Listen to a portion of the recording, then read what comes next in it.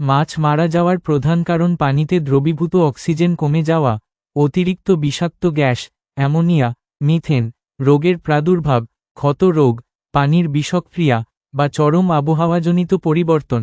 সাধারণত পুকুরে অতিরিক্ত মাছ, অতিরিক্ত খাবার দেওয়া বা ভোরে মেঘলা আবহাওয়ায় অক্সিজেনের অভাবে মাছ ভেসে ওঠে ও মরে। মাছ মরে যাওয়ার সাধারণ কারণসমূহ। অক্সিজেনের অভাব সবচেয়ে সাধারণ কারণ, বিশেষ করে ভোরে বা মেঘলা দিনে যখন শ্যাওলা অক্সিজেন তৈরি না করে উল্টো শোষণ করে। বিষাক্ত গ্যাসের আধিক্য, পুকুরের তলদেশে পচা জৈব পদার্থ, খাবার, পাতা থেকে অ্যামোনিয়া ও মিথেন গ্যাস তৈরি হয়। রোগ ও পরজীবী, শীতকালে লেজ পচা, ফুলকা পচা বা ক্ষত রোগ এবং গ্রীষ্মে উকুন সংক্রমণের কারণে মাছ মারা যায়। পানির গুণমান খারাপ হওয়া, পানিতে অতিরিক্ত দূষণ, হঠাৎ তাপমাত্রা পরিবর্তন বা পিএইচ মাত্রার তারতম্য। বিষক্রিয়া, কীটনাশক, সার বা ড্রেনের বিষাক্ত জল পুকুরে মিশলে।